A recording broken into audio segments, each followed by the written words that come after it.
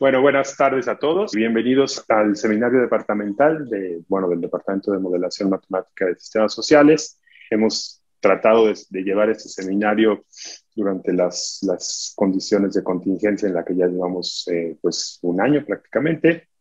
Y la idea es tener un seminario con asistencia externa, tanto de los miembros del departamento que den sus charlas sobre investigación, sus proyectos de investigación, como de invitados. En este caso tenemos a la doctora Carla Galán Guevara como invitada. Ella es profesora de la Escuela Nacional de Estudios Superiores, la ENES, en la Unidad Morelia de la UNAM. Ella es licenciada en Economía, tiene una maestría en Ciencias, en Estudios de Desarrollo en la London School of Economics, y también es doctora en Ciencias y Humanidades para el Desarrollo Interdisciplinario en la Universidad Autónoma de Coahuila y el SICH de la UNAM. Bueno, una parte del perfil de Carla es interesante porque tiene varios años de experiencia trabajando en el sector público, particularmente en la Secretaría de Trabajo y Previsión Social, en el Banco de México, en un organismo internacional que es el Programa de las Naciones Unidas para el Desarrollo y una organización sin fines de lucro que es la Fundación Avina. Y por otro lado, en el sector académico, Carla ha trabajado pues, en la ENES Morelia desde 2010, dedicándose a la investigación, sobre la cual nos hablará de sus proyectos, y también con un énfasis, bueno, como es una escuela, a la docencia, participando en la creación de la licenciatura en Estudios Sociales y Gestión Local, y como docente en la licenciatura en Ciencias Ambientales desde el 2010, como ya les dije. Entonces, pues bienvenida, gracias por aceptar nuestra invitación, y pues adelante. No, pues muchísimas gracias por la invitación y espero que les sea de interés. La verdad es que pensé bastante la presentación en función a lo que yo leo desde afuera que podría interesarles más, ¿no? Déjenme ver para compartir pantalla. Mm, Me dicen si se ve, por favor. Sí, ahí se ve, Listo. ahí está perfecto. Buenísimo. Pues empezamos. Les voy a presentar un caso que tiene que ver con la sustentabilidad de medios de vida indígenas, ¿no? Y como les comentaba, ahora sí que díganme si en algún momento se deja de escuchar o algo, por favor, díganme. Como les comentaba, pensé que este caso, tal vez lo que más podría ser de interés para ustedes es la forma en la que realicé la modelación del sistema de medios de vida indígenas, ¿no? Y entonces un poco sí me voy a detener cuando llegue a esta parte de la modelación. Em, Déjenme ver. Listo. Entonces, bueno, para empezar, me gustaría empezar con estas dos citas, ¿no?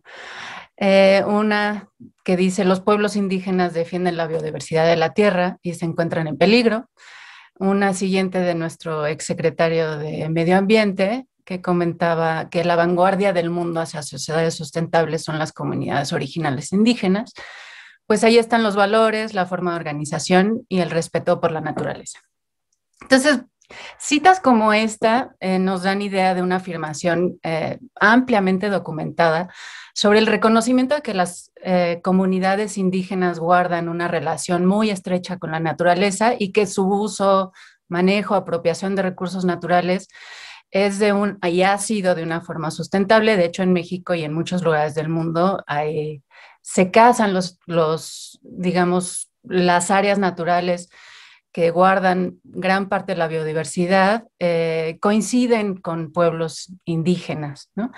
Pero pues también con un reconocimiento de que estas comunidades y estos pueblos originarios están en riesgo debido a su inmersión cada vez más veloz en una economía de mercado globalizada y profundamente monetizada, ¿no?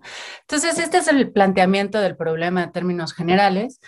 Y lo que me interesaba a mí en esta investigación es primero ver si de verdad los sistemas o un sistema de medios de vida indígenas está en riesgo y tratar de entender de qué forma está en riesgo y cómo se podrían mantener pues, medios de vida, digamos, sustentables en estas comunidades indígenas.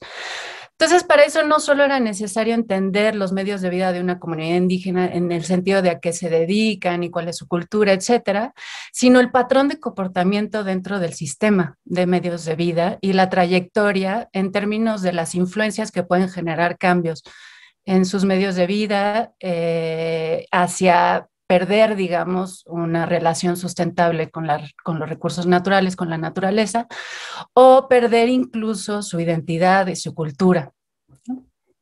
Entonces, para ello, el marco conceptual, ahorita voy a profundizar un poquito más en ello, en el que me baso es en el de sistemas complejos, ¿no? Y no solo en términos del sistema, sino de la dinámica del sistema, precisamente porque es necesario entender los patrones de comportamiento y las tendencias, ¿no?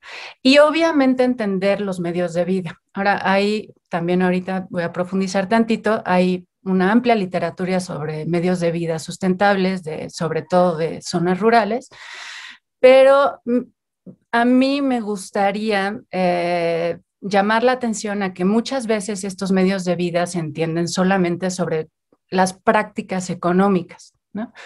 Y los aspectos institucionales y culturales, sociales, digamos, son como una variable extra, o que no se profundiza y no se entiende precisamente cuál es la relación, digamos, entre estos dos subsistemas, ¿no? Entonces, sí me interesaba plantear una profundización tanto a las prácticas materiales o las económicas, digamos, y a las prácticas simbólicas o las prácticas socioculturales. Y por otro lado, en el sentido de ver si en realidad se están perdiendo los medios de vida sustentables, es necesario entrar en el tema de la sustentabilidad y la resiliencia para ver cuáles son los procesos que pueden mantener un medio de vida sustentable o cuáles son los que están generando presiones para que los sistemas de medios de vida en comunidades indígenas se transformen, digamos, negativamente en el sentido de que pierdan la sustentabilidad o su identidad, ¿no? Obviamente no voy a entrar a este mapa que es gigantesco, pero sí me gustaría hacer una acotación en términos de hacia dónde, en el mundo de las ciencias de la complejidad, hacia dónde está dirigido, digamos, el enfoque que yo le estoy dando a esta investigación, ¿no? Y están estos, digamos, dos tendencias, dos corrientes. La principal, que es la parte de los sistemas complejos, ¿no? Del estudio y la teoría de los sistemas complejos, ¿no? Y sobre todo en que un sistema complejo, pues es una representación de una realidad asimismo compleja, ¿no? Pero que tiene ciertas características en tanto que hay diversos elementos que constituyen el sistema, pero esos elementos tienen una relación entre sí que tiende a ser inseparable. Es decir, que no podemos entender el funcionamiento de una parte del sistema si no entendemos el funcionamiento de otra parte del sistema y cómo se relacionan y se, digamos, determinan mutuamente, ¿no? Y hay ciertas características que surgen del estudio de un sistema complejo, no solo en términos de los límites y los elementos, sino de los procesos y las relaciones entre los elementos que determinan un funcionamiento del sistema y la trayectoria del mismo, ¿no? Por otro lado, en la parte más abajito que dice la cibernética, me interesa incorporar el estudio de la cibernética, sobre todo en la vertiente que tiene que ver con los sistemas sociales, ¿no? Ahora voy a profundizar un poquito más en esa parte del estudio de los sistemas sociales a partir de la cibernética, pero sí llegar al tema de que este tipo de análisis sobre el sistema complejo y sobre su dinámica es necesariamente, hoy en día más que nunca, requiere ser un análisis aplicado, ¿no? En términos para mí del interés específico de la sustentabilidad, pero también de cuáles son los patrones de comportamiento que pueden controlarse o que pueden transformarse para corregir, digamos, en cierto sentido, el sistema para que mantenga la sustentabilidad o para que revierta procesos que se consideran negativos en términos de la pérdida de su identidad o de la sustentabilidad, ¿no? Ahora, les decía que iba a profundizar un poquito más en el tema del análisis de los sistemas sociales a partir de la sociocibernética. Porque, bueno, en principio, porque sí es un planteamiento que me parece a mí que nos permite comprender y explicar las interacciones en sistemas sociales, ¿no? No solo, como les mencionaba, la parte de los subsistemas o los límites que se establecen en el sistema, sino las relaciones sistémicas y los procesos circulares o los procesos causales. En este sentido, es bien importante abordar la comprensión del sistema en términos de las causalidades que no son necesariamente lineales en el sentido de que hay diferentes elementos que se interrelacionan y evidentemente van a generar causalidades circulares. Ahora, hay dos partes de la sociocibernética que me parecen que son relevantes para el estudio de un sistema social, que se le conocen como la cibernética de primer orden o la cibernética de segundo orden. En términos de la cibernética de primer orden, es la que entendemos por lo general cuando se habla de cibernética y entendemos a las máquinas cómo funcionan, ¿no? En que entender un proceso de un sistema social puede tener elementos que se retroalimentan entre sí, que generan una estabilidad en el sistema y que permiten precisamente la resiliencia del sistema, o sea, que este sistema no cambie. Entonces, es interesante entender esos procesos, pero también en términos de los sistemas sociales que estamos analizando, es interesante ver cuáles son los procesos que hacen que el sistema cambie. Si nuestro miedo, digamos, es que se pierdan los medios de vida indígenas, de comunidades indígenas y la sustentabilidad, sí tenemos que entender cuáles son aquellos procesos que pueden llevar a un cambio, ¿no? En la nomenclatura de la sociocibernética, pues, o de la cibernética en sí, pues los procesos de estabilidad o de control de un sistema son los procesos homeostáticos y los procesos de cambio serían los procesos morfogénicos o los que generan una transformación en el sistema. Y otra de las partes que son súper importantes para la sociocibernética es que en la medida en que entendemos los sistemas sociales, tenemos que dar cuenta de cómo es que estamos entendiendo ese sistema social y hacer, digamos, explícita toda nuestra serie de hipótesis que provienen de la teoría, de la forma en la que recopilamos la información, de quién participó en la toma de la información relevante y cómo es que creemos que se comportan las diferentes variables entre sí, ¿no?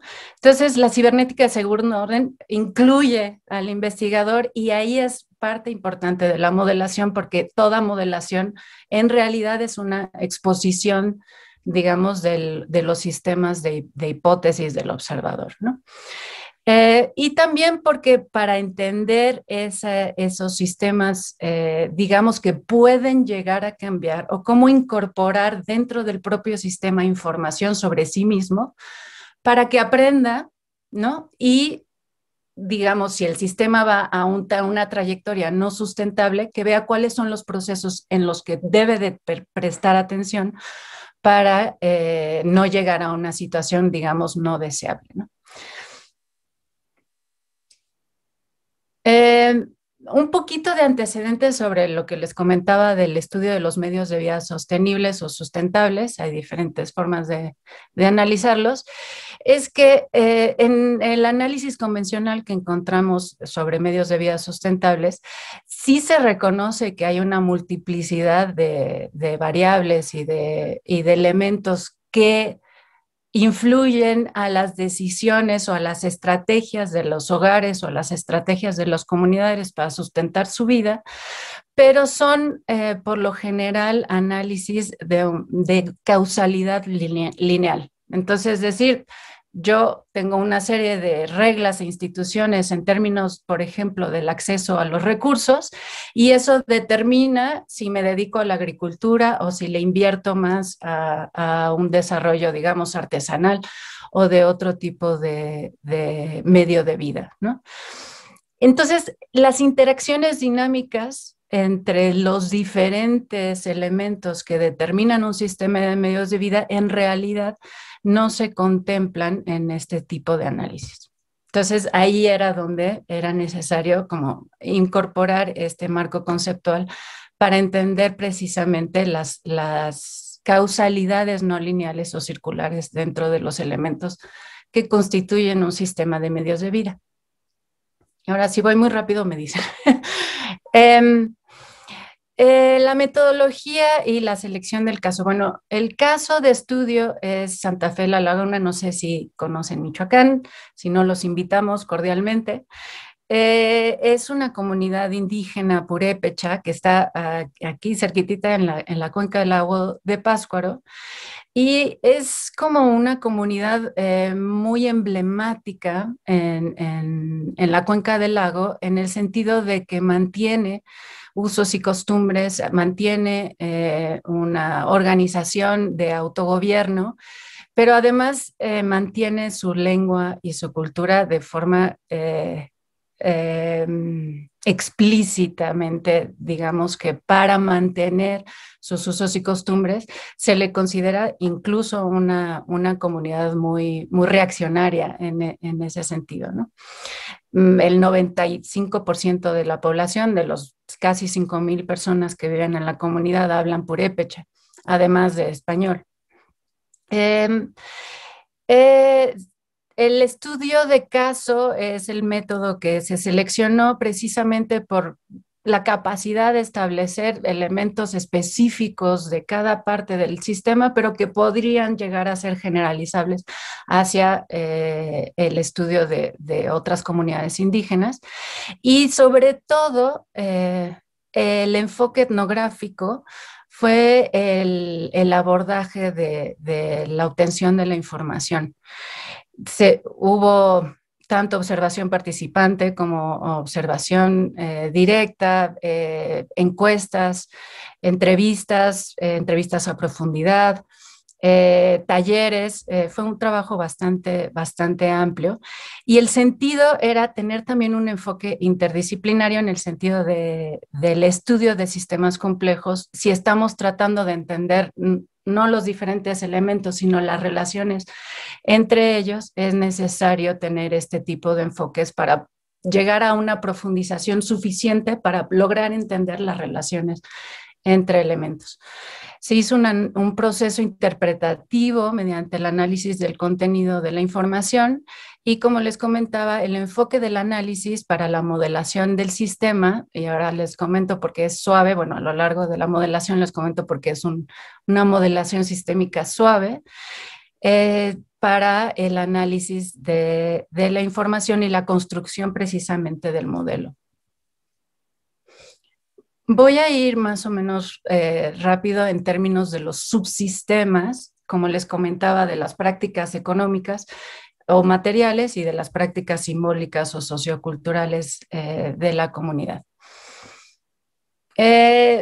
Pues como muchas comunidades aquí en Michoacán y comunidades indígenas, se dedican a muchas cosas, ¿no?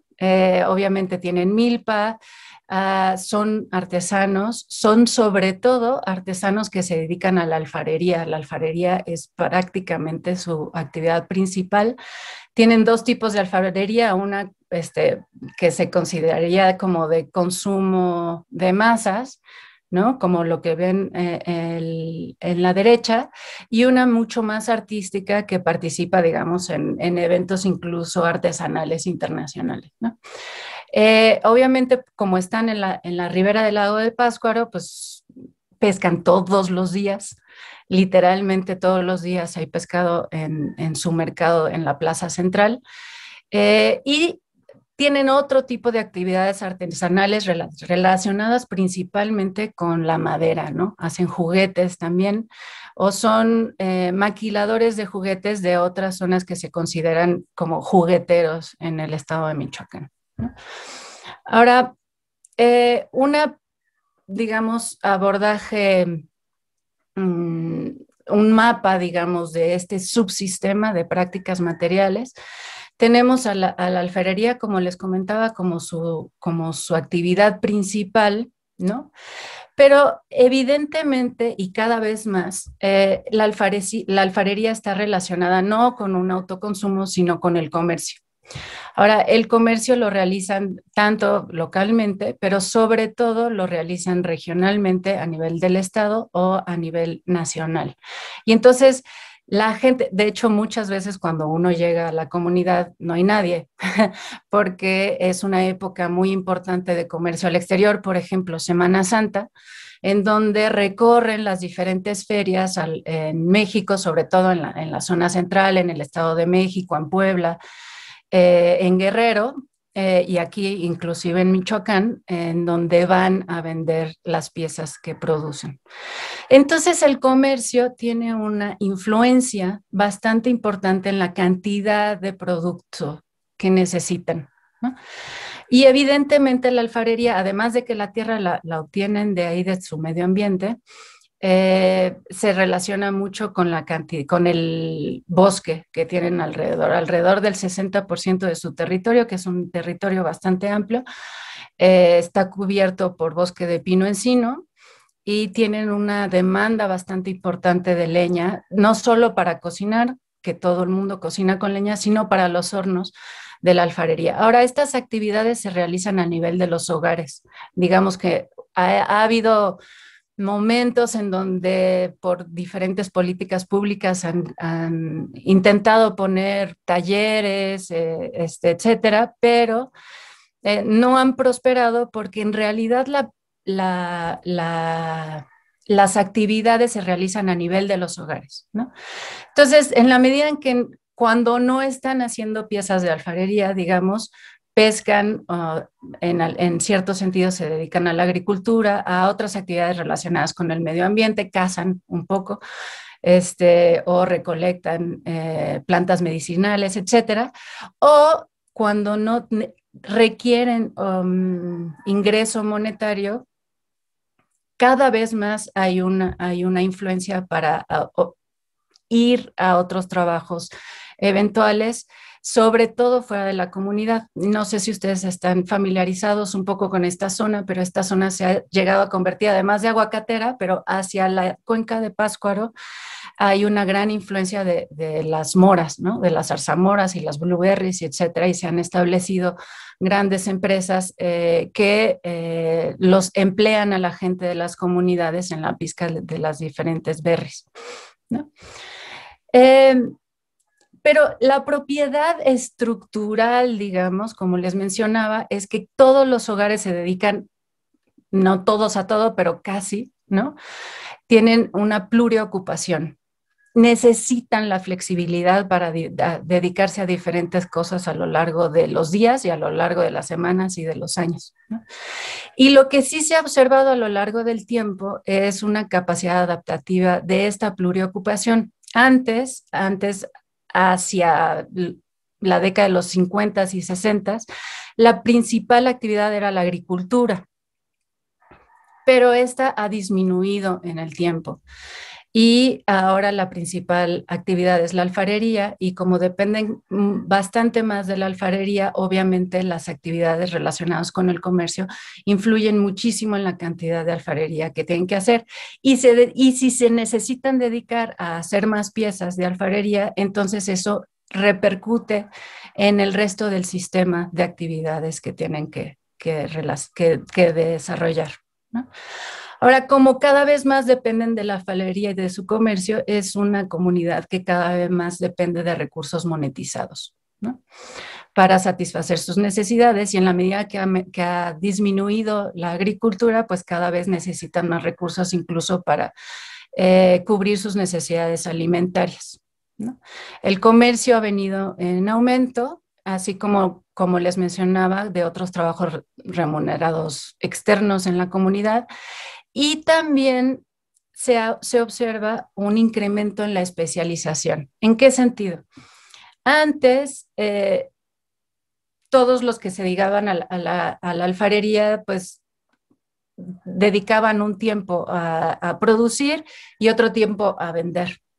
Pero ahora estas actividades se han ido desdoblando. Digamos, el sistema en general ha adquirido una mayor complejidad o mayores niveles de complejidad en el sentido de que las actividades se han ido desdoblando y ahora podemos encontrar en la comunidad a gente que solamente se dedica al comercio, ya no produce alfarería.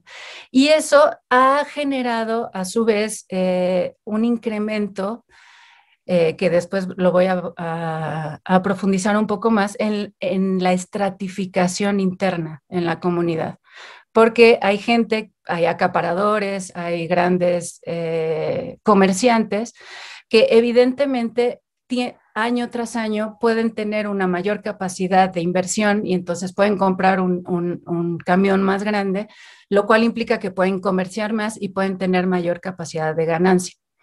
Y entonces internamente en la comunidad hay una presión a una mayor estratificación en términos de las actividades y de este desdoblaje de las actividades a las que se dedican las personas. Ahora, es importante en términos de la sustentabilidad ver qué pasa con esto y el medio ambiente. Y nada más lo dejo como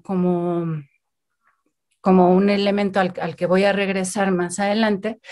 Es interesante ver cómo en un mapeo que se hizo con los miembros de la comunidad, en términos del cambio en su medio ambiente, en realidad lo que han estado experimentando a lo largo del tiempo es una recuperación de sus bosques. Y esto en realidad se relaciona sobre todo con el abandono a la agricultura, ¿no? Entonces, la agricultura se ha concentrado en esta zona amarilla y en esta zona al lado, aquí está el lago, ¿no? Esta es la zona urbana y en realidad toda esta zona amarilla en realidad es la zona en la que sacan la tierra para la alfarería. Entonces, la intensidad de la extracción de tierra ha sido cada vez mayor, ¿no?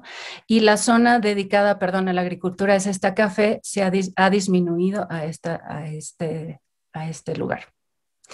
Ahora, en términos de sus actividades a lo largo de un año, uno puede observar también que la alfarería la concentra en la producción de octubre a marzo, pero que en realidad tiene mucho que ver con la temporada de lluvias y con la temporada de comercio más importante, que son, como les decía, las ferias más importantes, la de Semana Santa y la del Día de Muertos y la época decembrina. Entonces, concentran la producción alfarera en esta época, porque en lluvias no pueden obtener tierra que esté seca con la cual puedan trabajar en realidad. Así como la leña que también necesitan que esté seca para poderla quemar en los hornos. Ahora, pasamos al otro subsistema, ¿no? Al subsistema de prácticas simbólicas, bueno, lo denominé así en términos de Bourdieu, pero es todas las instituciones socioculturales que son parte inherente del funcionamiento de la vida diaria de la comunidad.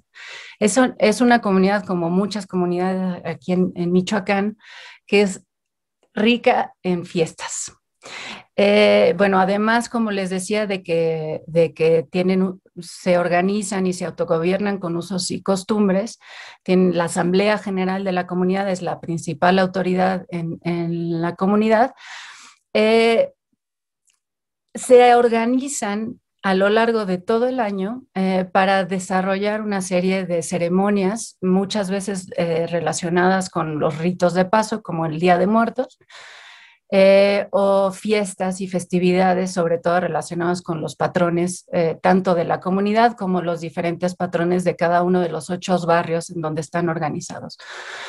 Entonces, digamos que nosotros, como dato curioso, cuando llegamos a Morelia, nos llamaba mucho la atención que aquí la gente en los restaurantes o o en los hoteles o en el sector servicios, siempre comentaba que que hay mucha movilidad de personal porque la gente siempre está de fiesta. Y sí, la gente siempre está de fiesta, ¿no? Entonces, claro, cuando la gente se moviliza a trabajar aquí en la ciudad o en la ciudad de Pátzcuaro, pues en realidad solo va por pocas temporadas porque tiene que regresar a su comunidad a la fiesta. Entonces, todos estos escenarios de interacción que constituyen no solo la toma de decisiones de la comunidad, sino también las festividades y las ceremonias, determinan una serie de roles sociales que se echan a andar cada vez que hay que resolver, ya sea un aspecto comunitario, como se le conoce como un trueque o como un tequio, o como el trabajo que realizan para las rondas comunitarias en términos de seguridad, pero también y sobre todo para mantener la vida ceremonial y festiva de la comunidad. Entonces, en este tipo de roles es importante ver que hay como dos subconjuntos de roles, uno que tiene que ver con la familia y los parientes, en donde la unidad doméstica echa la mano, o sea, busca la ayuda, ya sea de su familia extendida, de sus padrinos y madrinas, o de sus ahijados y ahijadas para mantener alguna fiesta, si acaso son los que tienen el cargo para llevar adelante esa fiesta. Ahora hay cargos para festividades muy en específico, por ejemplo, hay un cargo que se le llama el del Niño Dios y es que tienen la figura del Niño Dios a lo largo de un año y hay muchas festividades relacionadas, pero una sola pareja lleva ese cargo. Y entonces a lo largo de todas las festividades en el año, echa de la mano de su familia extendida, padrinos, madrinas y ahijados para llevar adelante ese cargo. Pero también hay cargos comunitarios para las fiestas patronales que se dividen a lo largo de toda la comunidad. Y entonces se organizan entre los 8 barrios, los representantes de cada uno de los barrios determinan las comisiones específicas, entonces está la comisión de música, la comisión de comida, la comisión por ejemplo, en el Corpus Christi tienen que ir a cortar un árbol, que es el poste al que terminan escalando, etcétera. No hay diferentes comisiones dependiendo de la fiesta, en donde además de que la unidad doméstica echa a andar a sus redes familiares y de parentesco ritual, como los padrinos y ahijados, también se echan a andar la organización por barrios, ¿no? A través de las comisiones y los vecinos de cada uno de los barrios. Y las autoridades son las que determinan y regulan un poco cómo es que se van a llevar esas festividades comunitarias. En términos, por ejemplo, si es un mal año en términos económicos para la comunidad, sí les obligan a que no sea una fiesta en la que gasten mucho dinero. ¿Por qué pasa esto? Porque como la organización se determina en términos, o sea, se difunde, digamos, entre los diferentes barrios, ahí se da una cierta competencia entre barrios. Entonces, si el comisionado de la música es de un barrio y quiere quedar súper bien ante toda la comunidad, entonces va a contratar a las bandas más populares en todo Michoacán y va a gastar muchísimo dinero, ¿no? Entonces, claro, cuando son años complicados, las autoridades regulan un poco y les dicen, no, solo se va a permitir una banda y punto, o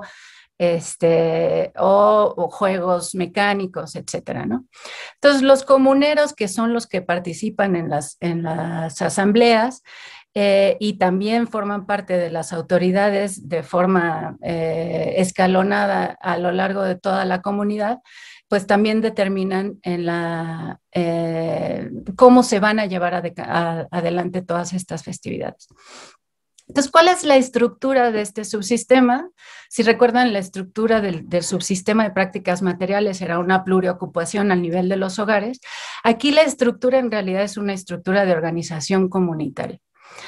Y la propiedad principal de este subsistema es una distribución horizontal entre los roles. ¿En qué sentido? Como les decía, un cargo que lleva una familia un año, al otro año lo lleva otra familia, al otro año, y eventualmente se espera que todas las familias en la comunidad participen de cierta manera, ya sea en los cargos religiosos o en los cargos de las autoridades, ya sea las jefaturas de tenencias, que son los cargos cívicos, o el comisariado de bienes comunales, etcétera, ¿no? Entonces, siempre se espera que todo el mundo participe. Se espera, en cierto sentido, ahorita les voy a comentar, pero la propiedad es que en realidad hay una distribución horizontal, porque hay veces incluso que yo soy la unidad doméstica y echo mano de mis ahijados o ahijadas, pero hay veces que mis padrinos echan mano de mí, ¿no? Entonces, todos tienen un rol que cumplir dependiendo de la actividad que se quiera llevar adelante. ¿Cuál es la dinámica que se ha observado a lo largo del tiempo? Es que estos roles se han mantenido a lo largo del tiempo. Así como las responsabilidades asociadas y las funciones asociadas a cada uno de los roles. Y lo que sí se ha observado es que ha aumentado, como les comentaba, el tamaño de las festividades y los recursos asociados a las festividades.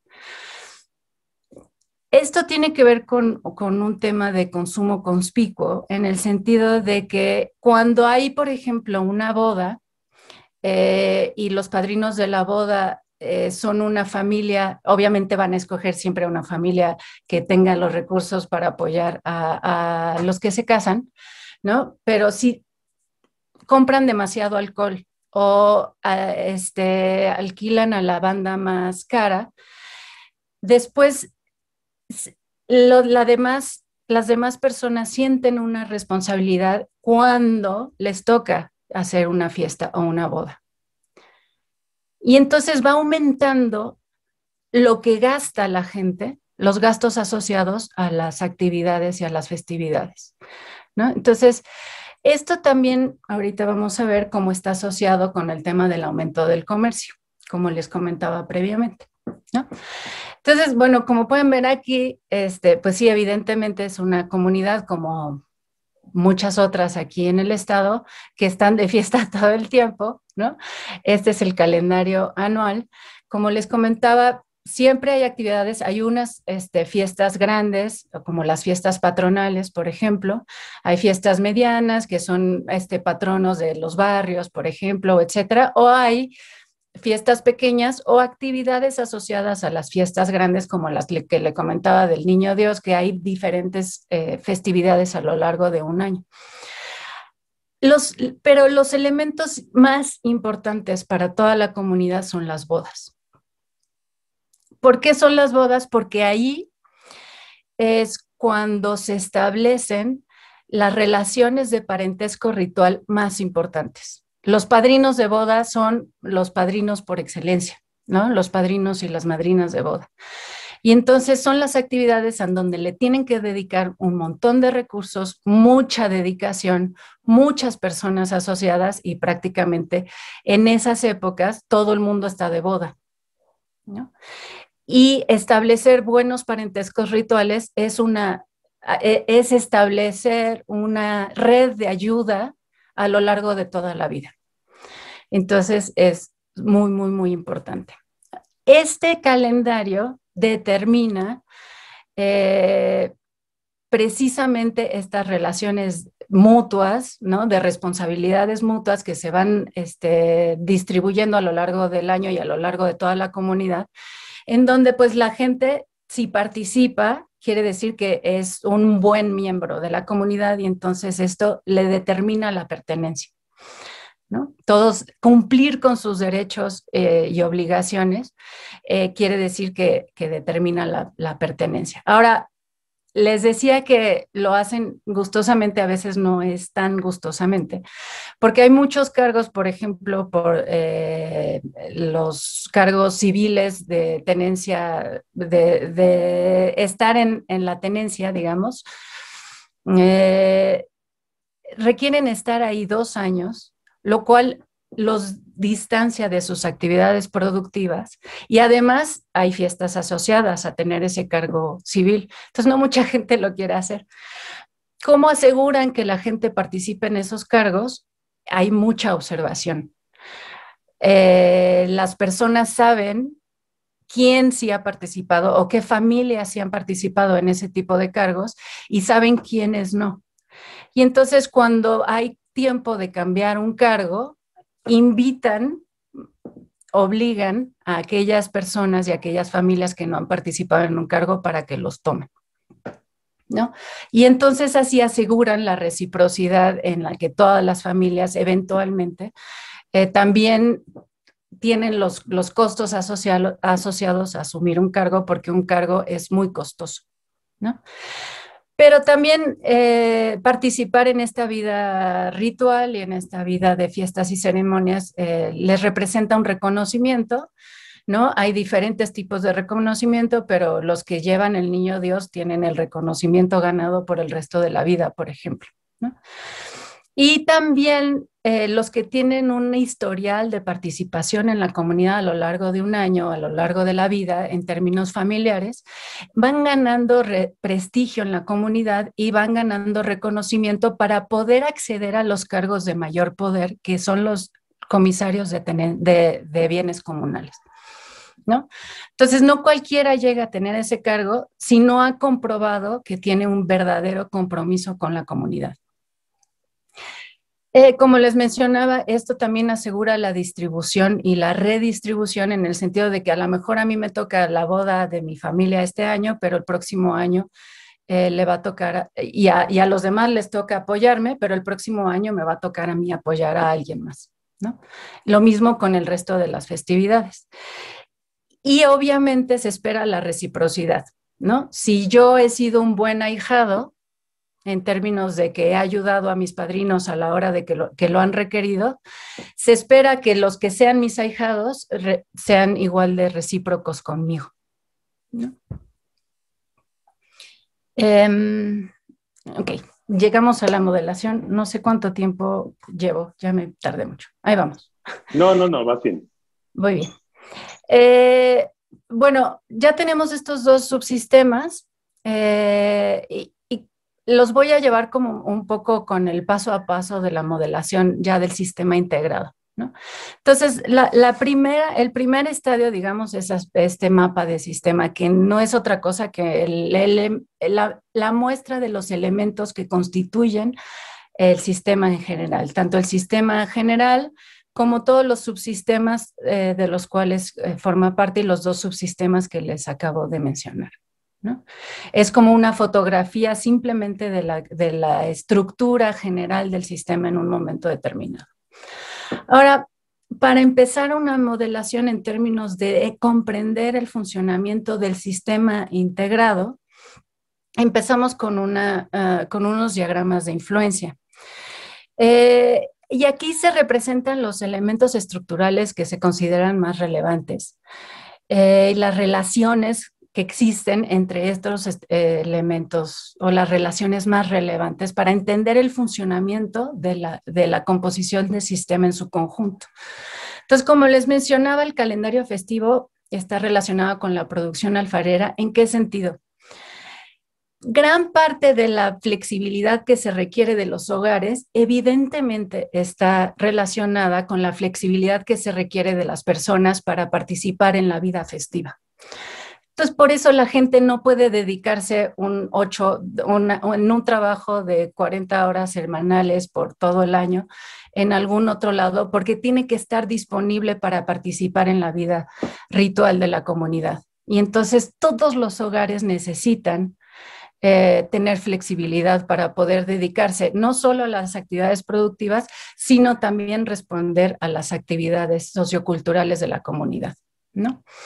Y entonces, a su vez, en la medida en que haya una mayor producción alfarera, va a haber mayor comercio, mayores recursos monetarios que alimentan esta vida festiva, ¿no? Todos los recursos necesarios para llevar adelante todos los cargos festivos, religiosos o comunitarios, ¿no? Entonces, aquí evidentemente ya vemos una interrelación que no podemos comprender la flexibilidad laboral o la pluriocupación que requieren las familias a nivel de los hogares si no entendemos los requisitos y lo que les representa participar en la vida ritual, ¿no? Ahora, esta vida ritual evidentemente impacta en la organización de las actividades para el sustento de la familia, ¿no? Entonces, por ejemplo, hay veces que se escoge a un señor para que sea el jefe de tenencia, que es el cargo civil que les comentaba, pero entonces su familia, o sea, la esposa y los hijos o la familia extendida, tiene que participar en las instancias del comercio. Entonces, la actividad dentro de los hogares también se va ajustando de acuerdo a los cargos que se establecen por el calendario festivo a cada una de las familias, ¿no? Y entonces la organización familiar para el sustento evidentemente termina impactando en la organización y en la producción alfarera, ¿no? Asimismo, perdón, bueno, eso ahorita lo vamos a ver. El calendario festivo también determina la organización social para llevar a cabo las fiestas y ceremonias y participar en las fiestas y ceremonias le da a todas las personas los derechos de propiedad y acceso a los recursos. Sin tener el acceso a los recursos, que son, como les mencionaba, principalmente de tierra y de leña, ¿no? Para llevar a cabo su actividad alfarera, no tendrían el acceso, el libre acceso a esos recursos. Y entonces, evidentemente, requieren participar en la vida festiva para obtener los derechos y entonces así poder sustentar sus actividades productivas.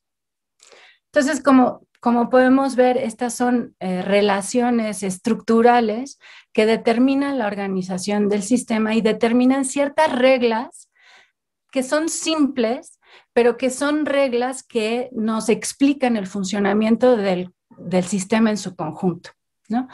Entonces, participar en la vida ritual le da derechos de propiedad y acceso para llevar a cabo las actividades productivas, por lo cual necesitan la flexibilidad para participar en la vida ritual.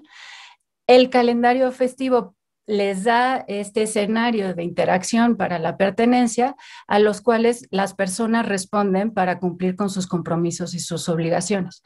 Y entonces, en realidad, lo que está determinando la organización de los tiempos de vida es una conjunción del calendario festivo y del calendario que determinan para hacer su actividad productiva. Entonces, por ejemplo, ¿por qué las bodas son en noviembre y después de Semana Santa?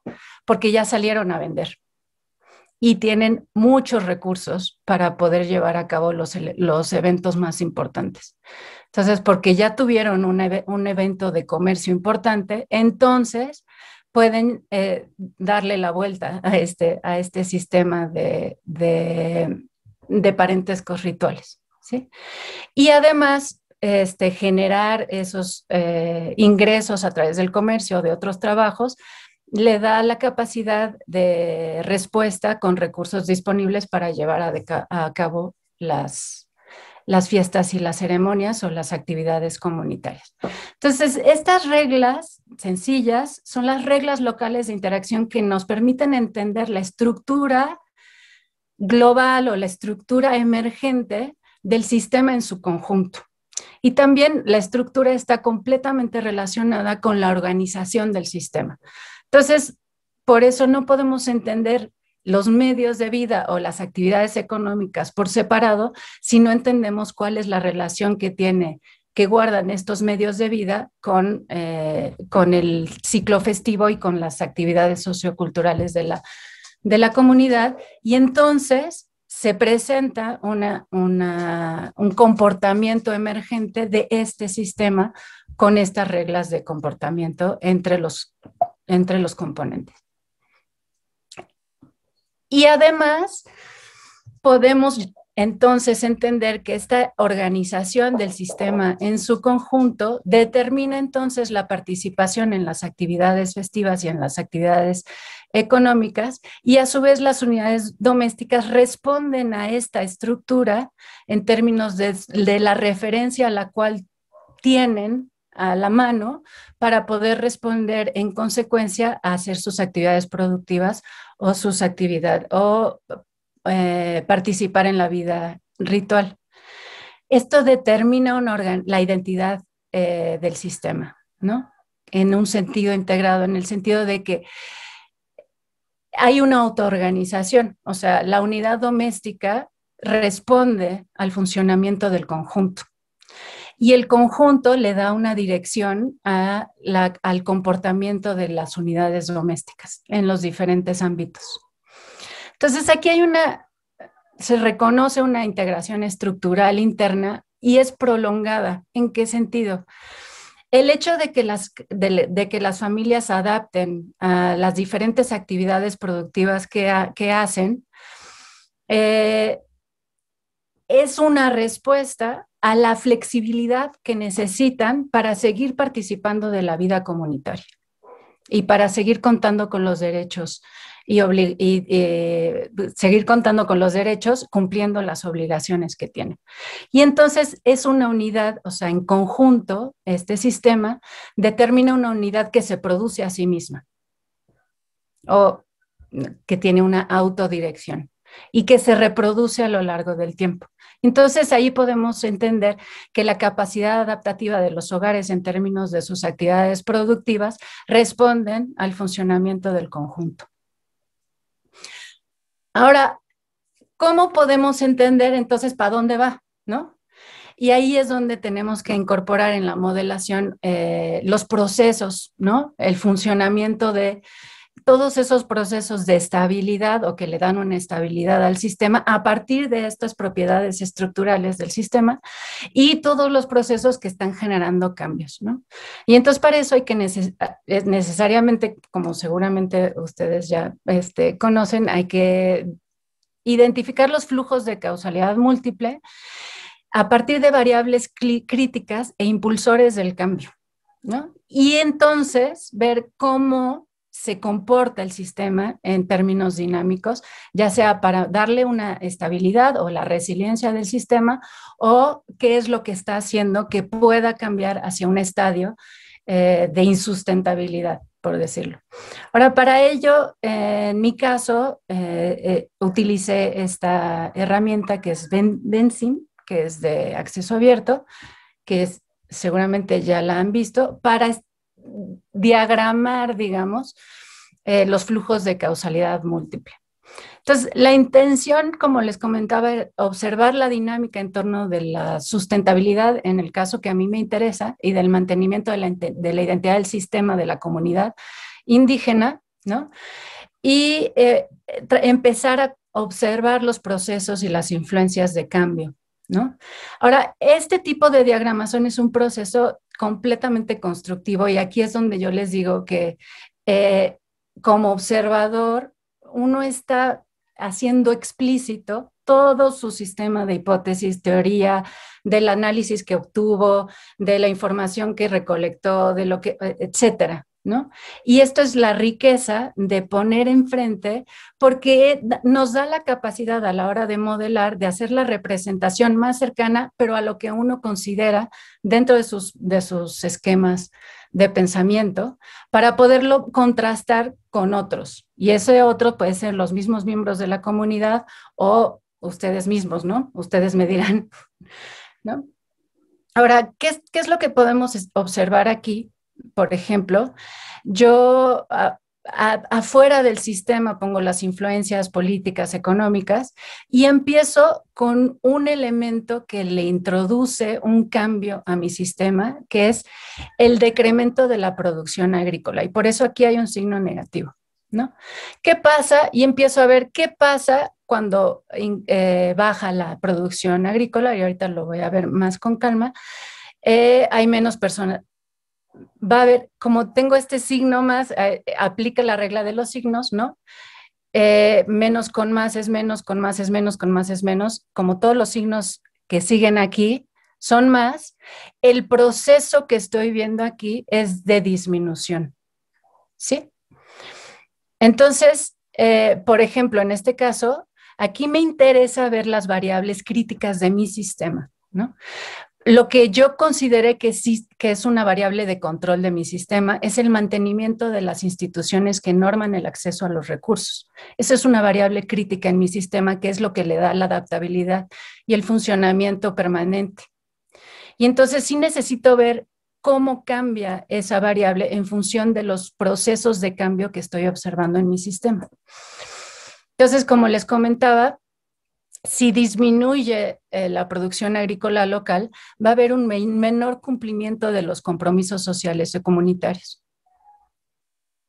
Porque la gente tendría en este flujo menos interés por acceder a los recursos del ecosistema. Si ya no voy a cultivar, ¿yo para qué necesito meterme a tanto rollo?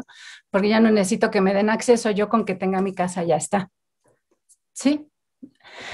Entonces, es un proceso constructivo en el sentido, aquí obviamente uno va agregando las variables críticas y los elementos que le dan cambio a este sistema y va agregando las relaciones causales entre variables. Entonces, por ejemplo, aquí no voy a entrar a cada una de las variables, pero en términos generales, el que disminuya la agricultura local hace que haya un posible debilitamiento en las instituciones socioculturales, pero también encuentro flujos estabilizadores a lo largo del sistema en el sentido de que aumenta más el comercio, y el comercio está vinculado hasta el día de hoy con la alfarería, lo cual hace que la gente siga requiriendo los derechos de acceso a la tierra y a la leña. Y entonces ahí hay un efecto que si yo venía con un flujo negativo, acá hay un flujo positivo que hace que el sistema estabilice esos compromisos sociales o que haga un efecto de balance sobre los compromisos y obligaciones. Obviamente, esta dinámica del sistema se va haciendo bastante más compleja cuando uno incorpora los otros elementos que observo que son elementos fundamentales para entender el cambio dentro del sistema. Entonces, como les mencionaba, aumenta el consumo conspicuo relacionado con las fiestas. Eso hace que haya un incremento en el comercio. Mientras más necesito, si en la boda pasada alquilaron, le pagaron a una banda, pues yo para quedar bien ante la comunidad voy a tener que alquilar 2 bandas, para lo cual voy a tener que vender más. Y entonces eso le genera una presión, ya sea a otros trabajos, voy a tener que buscar otros trabajos o voy a tener que producir más. Y entonces ahí hay una presión a las actividades productivas y hay una merma mayor a los recursos naturales y también hay menos tiempo disponible. Esta variable del tiempo disponible de las personas es súper importante porque, como les comentaba, y aquí todo el mundo está en fiesta, si yo tengo menos tiempo disponible, ya sea porque salí al comercio o porque tuve que buscar un empleo remunerado fuera de la comunidad, eso hace que empiece a no cumplir con las obligaciones que me requiere el mantenimiento de la vida ritual, que es la que me da el derecho de acceso a los recursos, ¿no? Y entonces ahí hay un mantenimiento de parentescos y obligaciones comunitarias. Continúa siendo una variable de control, pero no solo de control, sino también de equidad. En la medida en que yo necesite más recursos, entonces voy a buscar hacer una mejor boda para tener un parentesco muy sólido y unas redes de ayuda mutua más sólidas. Y entonces, sí o sí, la variable de mantener la vida ritual continúa siendo una variable de control muy importante dentro del funcionamiento de este sistema. Otro elemento de cambio es que en términos del comercio también han empezado a introducir otros productos que no son de la alfarería local. Y entonces van a otra feria y ven que les sale más barato comprar otros productos, ya sea chinos incluso, o de otros lugares que incorporan dentro de su canasta de oferta para llevar a otras ferias. Y eso ha hecho que haya una presión a la baja de los precios de la alfarería local, lo cual hace que tengan que producir más localmente los que no tienen unas redes más establecidas de comercio al exterior. Y entonces ahí, bueno, se dan muchos efectos relacionados con la especialización, con la estratificación y con la autosuficiencia y la dependencia al exterior. Se vuelven cada vez menos autosuficientes en el sentido de dedicación, por ejemplo, a alimentos o una mayor explotación de sus recursos naturales, y cada vez más dependen de los mercados externos, ya sea para otros productos que incorporan dentro de su comercio o para vender externamente sus propios productos. Es muchísimo, pero ya nada más como síntesis. Esto es como una pequeña síntesis de los flujos que yo considero más relevantes en términos de la sustentabilidad y la resiliencia del sistema.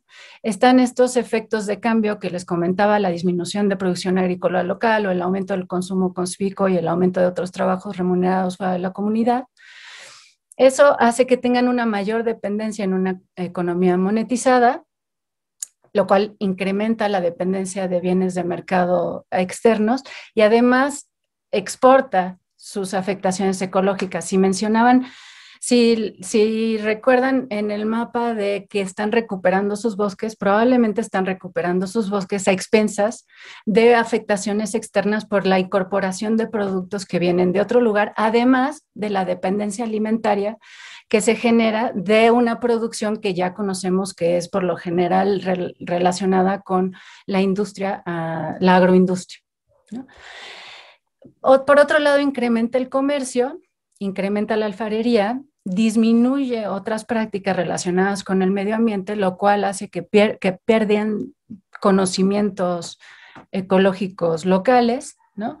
Pero también hacen una extracción intensiva de sus propios recursos, y estos elementos generan un incremento en la vulnerabilidad de sus medios de vida y de la sustentabilidad en términos no solo internos, sino también vistos como exportaciones ecológicas hacia afuera, digamos.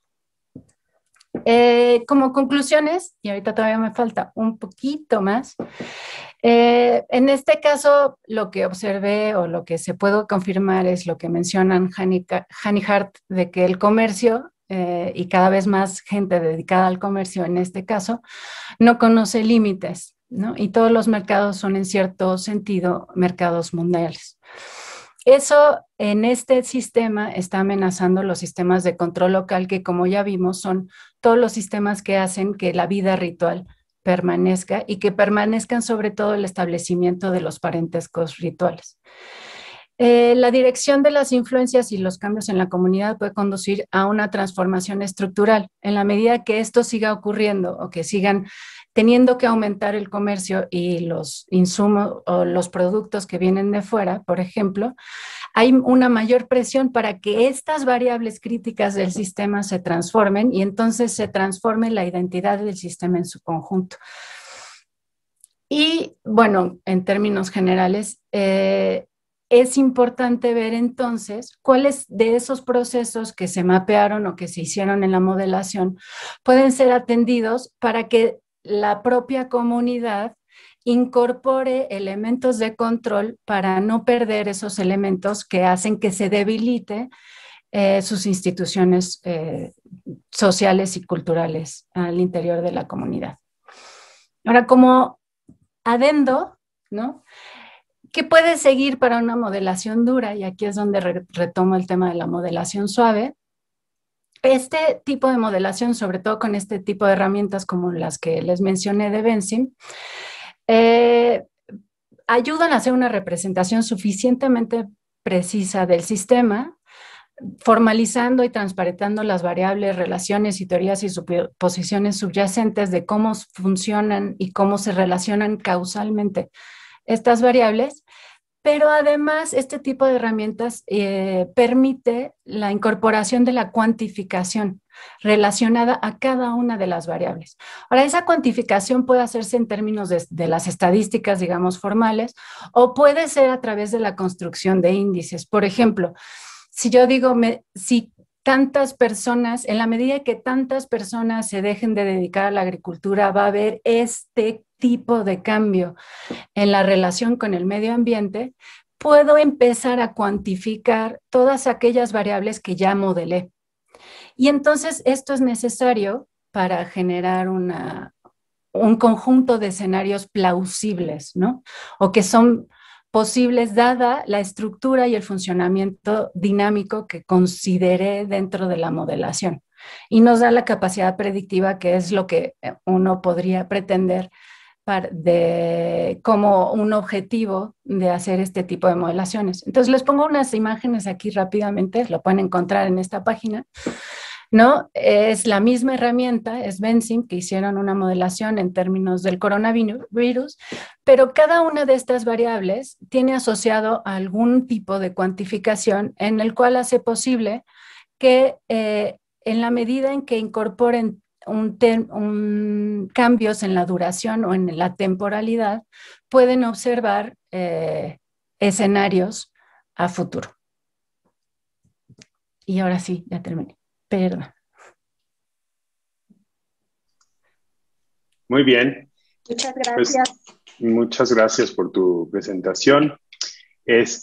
Tenemos tiempo para preguntas. Si hay, o sea, las podemos hacer en el chat o directamente si quieren intervenir, si quieren levantar la mano.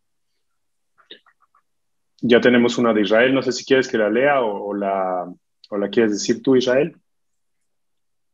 Bueno, quizás sea más fácil que la diga. Digamos, a mí se me hizo muy interesante o me empecé a preguntar acerca de la recopilación de información, es decir, ¿cómo hacen eso? Si tienen una metodología o... Porque, bueno, la idea de entrar a la comunidad y eso pudiera ser un tema como de que se pudiera hacer algún tipo de intervención y de, pues, cómo no hacerlo, ¿no? O sea, cómo recopilar toda esta información, sobre todo el tema de las relaciones de influencia, porque al final, a lo mejor la información, digamos, que ya es patronal, de la jerarquía y esas cosas, pues la pueden proporcionar justamente los jerarcas, pero sobre todo las opiniones que tiene la gente sobre qué actividades les gustan o no les gustan, quizás ahí, no sé, no me imagino cómo lo hiciste, ¿no? Sí, fue mucho tiempo. Ajá.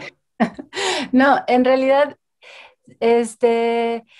sí es, bueno, en realidad esta investigación es de mi doctorado, el cual terminé no hace mucho. Entonces sí estuve en la comunidad, sí estuve yendo a la comunidad, por lo menos a lo largo de 3 años. No estuve 3 años en la comunidad, pero sí fui y vine muchas veces a lo largo de 3 años. Ahora, ¿cómo se recopiló la información? Pues estando con ellos, observando las diferentes actividades, participando en todas las actividades que realizan, tanto en términos del subsistema, digamos, económico, como del subsistema cultural. Obviamente no fui a todas las fiestas porque entonces no trabajaría, pero uno en realidad conversa a lo largo de este trabajo más etnográfico con tanto las autoridades como con, o sea, las personas que en ese momento no están fungiendo como autoridades, ¿no? Y entonces obviamente vas recopilando la información sobre lo que les gusta, no les gusta, sobre los castigos sociales en términos de la presión para que lleven a cabo un cargo o no, de lo que se considera relevante que cada familia participe, etcétera. Es que si en realidad se utilizó estoy viendo ya las preguntas. O sea, no sé si quedó claro, pero sí, es un trabajo en campo. La intención en realidad inicial, pero después la vida la realidad nos sobrepasa, era terminar haciendo una intervención. Se hicieron mapeos participativos y aquí por eso junto los dos, sí se hizo un mapeo participativo junto con la gente, sobre todo con las autoridades que son las de bienes comunales, que son los encargados de velar por el territorio, y las autoridades, digamos, civiles, que son los encargados de barrio y los jefes de tenencia, para ver, primero para ver en su territorio qué había en cada lugar y cómo lo ven, pero también para determinar los cambios que ellos observaban en el territorio. Ahora, con ellos y con los jueces tradicionales, la idea final era hacer algún tipo de intervención en términos de la devolución de este tipo de información para tomar decisiones sobre el uso de los recursos naturales. Ahora, se nos ha venido la pandemia desde el año pasado y este trabajo, la verdad es que no he regresado a la comunidad para hacer la intervención, pero esa era la idea. Ok. Sí, esa era mi siguiente pregunta, justo. Si iban a hacer algún tipo de intervención o alguna cuestión con la información que recopilaste. Ok, muchas gracias. Bueno, pues has seguido contestando del diagnóstico participativo. Susana pregunta, ¿cómo identificas las variables críticas? Las variables críticas son sobre todo las que tienen que ver con la interrelación entre subsistemas. A lo largo de la investigación fue quedando claro que, por ejemplo, yo les preguntaba, después de hacer la revisión documental del tipo de políticas que se habían establecido, tratado de establecer, de lo que había generado cambios, etcétera, y por ejemplo, yo les preguntaba que por qué los talleres que existen y están como vacíos, ¿no? Nadie los utilizaba porque incluso hicieron una inversión el gobierno para hacer hornos de gas. Nadie los usa. Y ellos en diferentes ocasiones y de diferentes formas me decían que no les daba tiempo. No les daba tiempo para ir ahí porque a la hora a la que hacen las piezas, por ejemplo, a la hora que están haciendo la alfarería, hacen en un momento, remojan la tierra y tienen que esperar, pero hacen otras actividades. O después moldean o hacen el barro y tienen que moldear y después tienen que dejar secar y hacen otras actividades. Entonces, irse a meter a un taller para ellos es inconcebible, ¿no? Y entonces dices, pero, y es que además tengo que ir a la iglesia y es que además ya me llamó mi madrina porque tiene que resolver el tema de la fiesta y le tengo que ir a ayudar. Entonces, claro, uno ubica que la flexibilidad en el manejo de su tiempo a la hora de 24 horas es fundamental. Y entonces ahí empiezas a ubicar a qué se relaciona esa flexibilidad. Entonces es una variable súper crítica que se relaciona con los diferentes elementos constituyentes, digamos, de la comunidad, ¿no? Y así diferentes tipos de variables en términos, por ejemplo, del acceso a los recursos, ¿no? Y entonces hay veces que algunas personas me decían, no, pero es que yo iba a sacar tierra de ese lugar y ya no me dejaron. Los que están por ahí ya no me dejaron, aunque es un área común. Entonces uno se cuestiona, pero ¿por qué no te dejaron si es un área común? ¿No? Y claro, al cuestionar a los demás, resulta que es una familia que no ha participado desde hace mucho tiempo en ningún cargo. Y entonces los que están ahí hacen un control social y no dejan o no permiten el acceso porque evidentemente hacen una función de control al acceso de los recursos. Entonces, evidentemente participar en las fiestas o en las ceremonias o en los cargos civiles o religiosos es completamente crítico, ¿no? Y así, pues sucesivamente, en la función, cuando se repetía que era algo fundamental para diferentes cosas. ¿Puedo? Sí. Adelante, para Susana. Terminar ahí. Hola, Carla, soy Susana. Mira, entonces,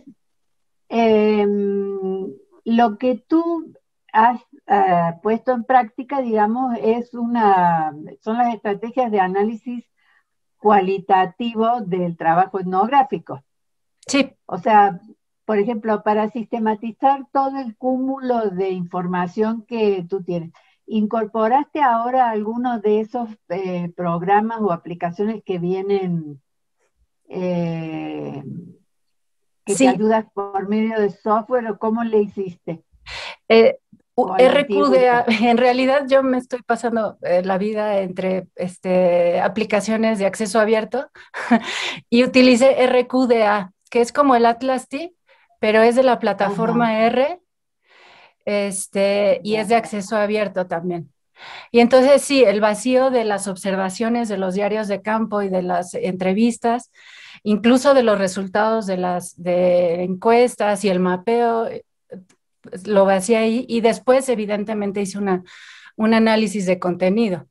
O sea, sí fui identificando las variables críticas y las categoricé y empecé a ver todo lo que conformaba, digamos, el corpus de cada una de las categorías o de las variables críticas.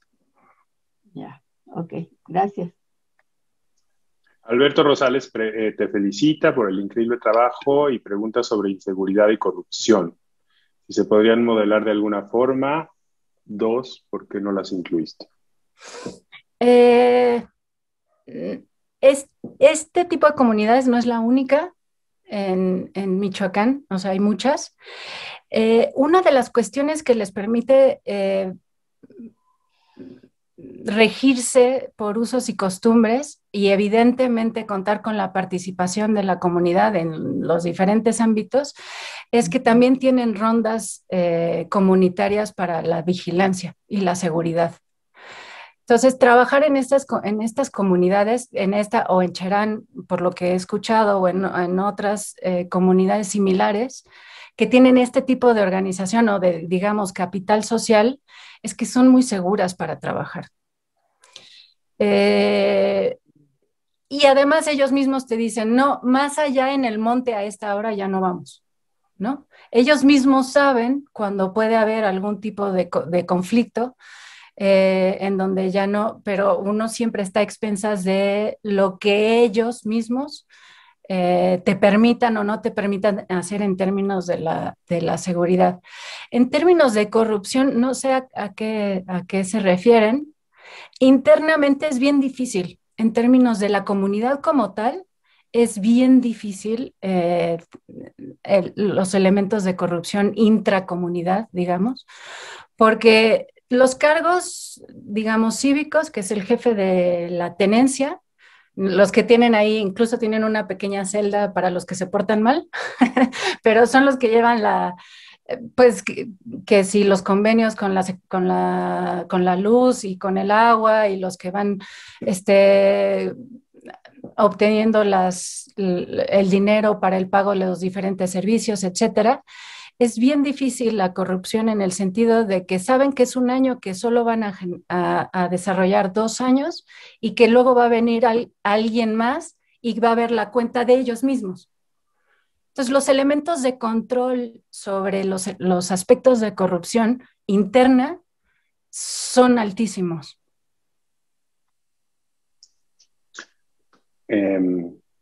Bueno, yo tengo una pregunta, no sé si alguien esté más, pero bueno, si la pueden ir poniendo ahí.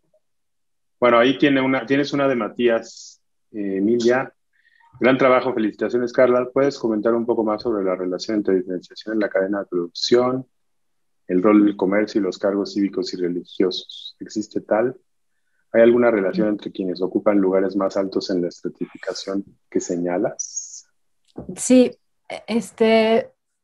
y históricamente, o sea, antes, o sea, también para hacer este tipo de análisis y para tratar de ver como todos los procesos de cambio, uno se tiene que ir para atrás también, ¿no? Y por eso hay que ver cuáles son las políticas que han influido, cuáles son los elementos que han hecho que cambien ciertas instituciones sociales, etcétera. Entonces, en este caso de los cargos, por ejemplo, antes había una corresponsabilidad entre los cargos cívicos y los cargos religiosos. ¿En qué sentido? Uno no podía digamos, escalar por la escalera de los cargos cívicos importantes, digamos, hasta llegar a los bienes comunales, si no había participado en el mismo nivel, digamos, de escalamiento de los cargos religiosos. Entonces, si no habías llegado a ser el carguero del Niño Dios, olvídalo, nunca vas a ser comisario de bienes comunales. Eso era antes. Ahora, ha habido una división, no solo en Santa Fe, La Laguna, sino a nivel de las comunidades aquí en Michoacán, de esa, digamos, corresponsabilidad de cargos, porque hay cada vez más presencia de otros grupos religiosos. Ahora, por ejemplo, en esta comunidad hay unos testigos de Jehová, me parece, son muy pocos. Eh, y bueno, también hay cosas muy desagradables en el sentido de que para obligarlos a participar en el calendario religioso o en las fiestas patronales, cuestión que ellos no creen, incluso les llegaron cuenta la leyenda, pero sí es cierto, les llegaron a incendiar la casa que usaban como templo. Entonces, sí hay unos elementos de control que no son nada agradables, ¿no? Pero vaya, después de que les incendiaron el templo, evidentemente participan en las actividades y cuando les toca un cargo lo tienen que llevar adelante, ¿no? Ahora, ¿cuál es la relación entre la estratificación, el comercio y estos cargos? Cada cargo religioso, digamos, hay uno que todas las parejas tienen que llevar y eso tiene que ver con Vasco de Quiroga y es que es un pueblo hospital. No sé si saben de eso, pero bueno, es un pueblo que tiene un templo dedicado a recibir, por eso es hospital de hospitalidad. Y todas las parejas tienen que administrar ese templo a lo largo de un año, en el momento en que se juntan. No se casan necesariamente, porque la boda es un evento, pero sí se juntan antes de casarse. Pero bueno, en el momento en que se juntan, hay una lista de todos los que ya están juntados y a ver a quién le toca el siguiente año del cargo del hospital pueblo, ¿no? Pero ese es el básico, ese es el que todo el mundo tiene que hacer. Y ya hay una así de, no, yo ya sé que me toca en 15 años, o yo ya sé que me toca no sé cuándo, ¿no? Todos los tienen que hacer. Ahora, sí hay una jerarquía de cargos religiosos. Si esos cargueros quieren primero hacer el cargo del Niño Dios, les dicen, tienes que hacer primero el del hospital, no te hagas, ¿no? Sí hay una jerarquía de cargos religiosos y hay una correlación entre los gastos asociados del cargo y el cargo. Entonces, mientras más importante el cargo religioso, la fiesta es mucho más grande y entonces el gasto asociado es mucho más importante. Entonces, no cualquiera se avienta al cargo más importante. Y eso está perfectamente relacionado con la cantidad de comercio que hacen porque es la cantidad de donde obtienen más recursos. Entonces, los que tienen ya más capacidad de venta y tienen más margen de ganancia son los que pueden acceder a esos cargos más importantes. Ahora, sí o sí, para los cargos de poder más importantes que son los de los bienes comunales, tienen que haber demostrado a lo largo de su vida, no son todos señores además, no son señores jóvenes, porque sí tienen que tener un historial de participación en cargos a lo largo de su vida. Bueno, yo voy a meterme aquí porque los demás ya están preguntando por segunda vez, pero podemos seguir aquí el tiempo que quieran. Me pareció muy interesante la forma en la que estás hablando de sistemas complejos como uno de los marcos más generales en los que puedes integrar todas estas diferentes representaciones del sistema o incluso subsistemas, ¿no? Y cuando mencionaste que una de las propiedades emergentes del sistema es justamente este sentido integrado de comunidad, ¿no? Y que le da justamente la homeostasis. Bueno, a lo largo de la charla has mencionado como varios miembros de la comunidad o reglas de comportamiento pues están diseñados justamente para mantener ese sistema de integración o de pertenencia a la comunidad. Pero me pregunto, bueno, en sistemas complejos a veces se habla de las propiedades emergentes como resultado a nivel global de interacciones locales entre elementos que muchas veces no tienen una conciencia no tienen información de todo el sistema global, o sea, no lo perciben como tal, pero que están actuando más bien en respuesta a cuestiones más locales o contingentes o de escalas temporales más cortas. ¿Tú crees que hay alguno de los roles o alguno de los miembros de la comunidad o algunas de las instituciones que en realidad sí están como en contacto con estas propiedades emergentes más grandes, o sea, que sí tendrían una representación tan amplia del sistema como para que puedan decir, aquí las cosas funcionan de esta forma, ¿no? Y que esa forma se parezca a lo que tú estás representando, de manera que lo que queremos es mantener este sistema, este funcionamiento global, ¿no? O si más bien están, pues eso, actuando respecto a interacciones más locales, ¿no? ¿Cómo es? Desde mi punto de vista es autorreferencial. ¿En qué sentido?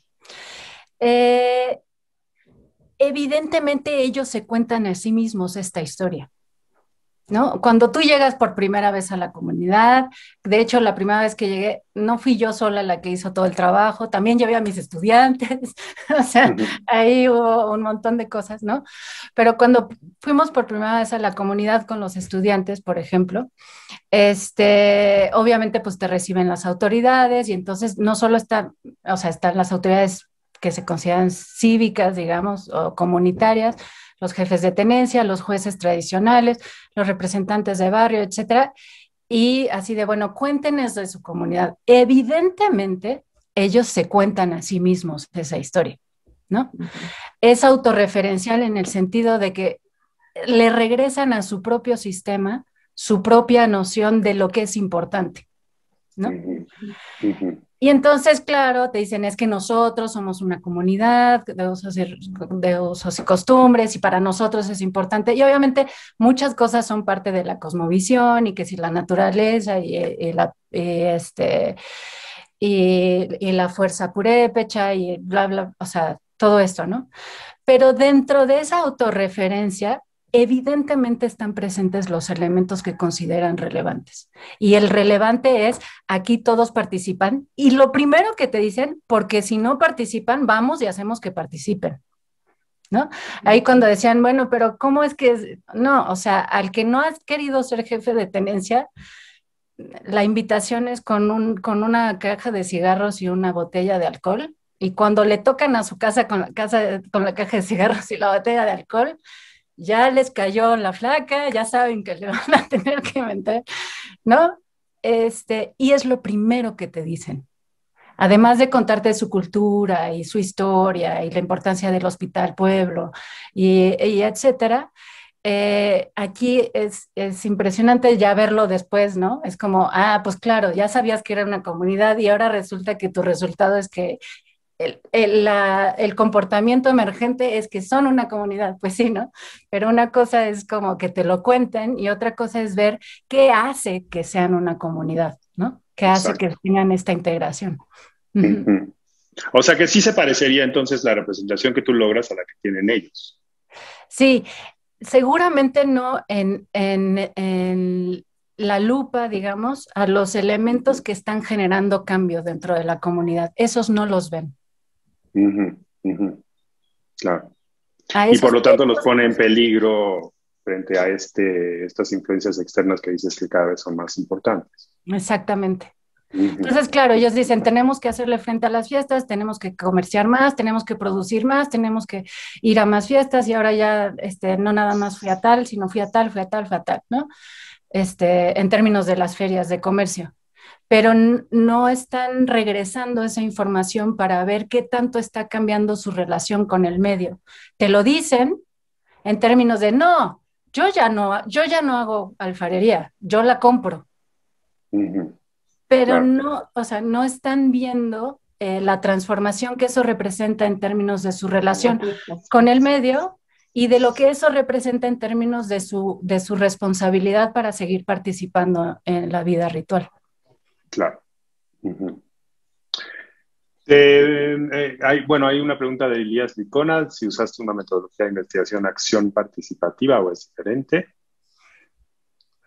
Usé elementos en términos, el mapeo, por ejemplo, sí es de una método de investigación acción participativa. O sea, ahí yo no mapeé nada, ellos fueron, o sea, yo llevé los elementos necesarios, o nosotros llevamos los elementos necesarios para que hicieran el mapeo, pero la propia comunidad fue la que mapeó sus recursos, los cambios en sus recursos, lo que consideraban importante, de dónde sacaban la tierra, de dónde no, dónde cultivaban, todo eso.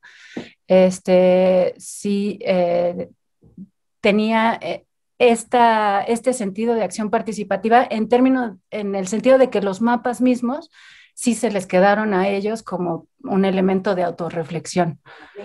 Pero fuera de eso, la verdad es que ya no.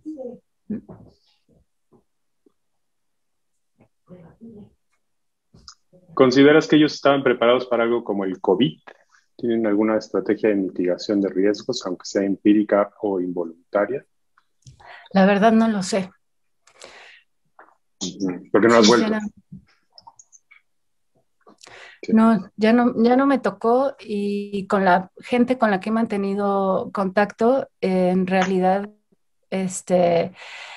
son algunas personas que tienen otras actividades fuera de la comunidad, entonces no sé cómo estén viviendo la pandemia. Susana tiene levantada la mano. Sí, perdón, es que escribir me cuesta. A ver, me llama mucho la atención, bueno, me gustó mucho tu presentación porque indudablemente es mucho más accesible, por lo menos para mí, por mi formación, ¿no? Pero entonces la duda que tengo es la siguiente. Tú le llamas a esto modelación suave. Eso Bueno, es porque es un análisis cualitativo que viene, digamos, que son de las formas específicas de trabajar la información dentro del terreno de las ciencias sociales puras, podemos decir, no las ciencias sociales computacionales. A esto le estás llamando tú modelación suave. Y la modelación dura sería lo que se llama, lo que están haciendo los otros compañeros, que es con la modelación, bueno, me estoy confundiendo quizás ahí con la simulación, ¿no? Pero la modelación dura, entonces, ¿qué es? Cuando tú cuantificas, que también sería articular el análisis cualitativo con, digamos, traducir a números, ya sea escalas temporales o etarias o ciclos económicos o lo que fuera, pero trabajarlos con números. ¿O estoy simplificando mucho la cuestión? no, sí, a veces las cosas son tan sencillas. En efecto, en realidad no le llamo yo suave, la literatura le llama una modelación suave en ese sentido, ¿no? De que uno puede hacer esta representación del sistema y de los procesos causales dentro del sistema a partir de información cualitativa, ¿no? Pero la capacidad o el potencial predictivo, digamos, de esa modelación es muy limitado, porque ahí ya es creencias, pues yo creo que estos van por ahí, ¿no? Porque veo que se manifiestan de esa forma, que ese fue mi análisis, veo que se está manifestando de esa forma y que hay estos procesos de cambio lentos, ¿no? Dentro del sistema. Y yo puedo tratar de ver que estos procesos de cambio lentos tienen una fuerza que viene, o sea, sobre todo desde el comercio, desde que más gente se estratifica y se dedica solo al comercio y a más comercio, ¿no?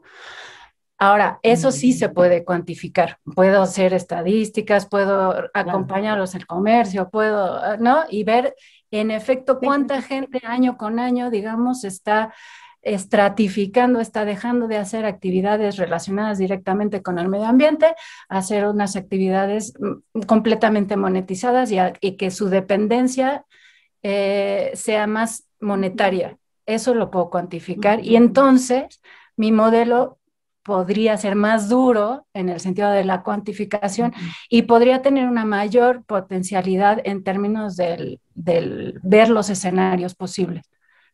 Posible, exacto. Ok. Y en ese sentido no sería una simulación, o sea, estos escenarios no se plantearían a partir de una modelación así basada en agentes, en la que programas el comportamiento de cada uno y cómo responderían, ¿no? No es necesario llegar ahí. No necesario, pero sí se puede. O sea, esta herramienta te lo permite, y eso porque yo le estuve picando, pero ya no tenía el tiempo para ir por los números, ¿no? O sea, yo necesitaba recibirme. Pero vaya, o sea, lo que podemos ver es que sí puedes hacer una simulación. Sí puedes decir, ok, yo sé que esta gente, cada año con año, hay de las 400 familias, un miembro más de cada una de esas familias solo se dedica al comercio. Eso lo podrías saber, ¿no? Exacto. Podría simular y meterle en la información qué pasaría si fueran 2 y no 1, o si fueran 3, o qué pasaría, o sea, ¿podría simular? Sí, puedes jugar como quieras con los números. Claro, claro. El chiste sí vale la pena, ¿no? Ajá, exacto. Sí. Claro. Perdón. Porque además hay incertidumbre. Perdón, adelante, Susana. Una última. ¿A qué le llamas patrón en esta modelación suave? Patrón, o sea, que hay un flujo, digamos, circular que se retroalimenta a sí mismo. Y entonces se genera un patrón. Ok. O sea, estas serían estas recurrencias que tienen cierta dinámica. Exactamente. O que configuran cierta dinámica. Exactamente, sí. Ok. Y Pilar pregunta, muy interesante el proyecto y resultados, ¿logró permear en alguno de los dirigentes los resultados para tomar conciencia del fenómeno por el que están transitando? Sí, ahí es en la conformación social uno de los, digamos, dirigentes, ¿no? que autoridades más importantes, no solo en términos de poder, sino en términos moralmente importantes, son los jueces tradicionales. Y son por lo general señores, de nuevo, de mayor edad, o sea, son los que se les reconocen como los abuelos, digamos, que tienen mucha autoridad fáctica, pero también tienen mucha autoridad moral. Y ellos participaron en varios de los elementos y entrevistas y eso, y tienen noción. Ahora, lo que a mí me llama la atención de estas comunidades, o sea, no solo es el caso de Santa Fe, que en realidad estos jueces tradicionales como que se desdibuja su presencia en épocas normales, ¿no? Cuando hay una amenaza, es entonces cuando son más presentes. Y la amenaza puede ser de que, por ejemplo, hace poco se está discutiendo aquí en Michoacán el tema de los presupuestos directos hasta las tenencias, que es la división política más pequeña aquí en Michoacán, ¿no? Y que dejen de pasar por los municipios, porque lo que pasaba es que las cabeceras municipales se quedaban con los recursos que iban hacia ciertas tenencias. Entonces están peleando en el Congreso, no en el Congreso, a nivel jurídico, que lleguen los recursos. Eso representa, digamos, una oportunidad o una amenaza en la comunidad. La comunidad de Santa Fe se unió a muchas comunidades para demandar eso. ¿Y quién sale ahí? El juez tradicional. Como para, digamos, decir, tenemos que entrar a esto. Y los jueces tradicionales sí tienen esta noción de los cambios y de cómo se están transformando. Entonces, en esos momentos en donde hay como presiones muy específicas, es en donde uno pensaría que pueden hacer algo para cambiar la situación. En los otros momentos, la verdad es que es bastante complicado porque el día a día la cotidianidad rebasa toda expectativa de transformación. Muy bien, gracias. ¿Alguna otra pregunta?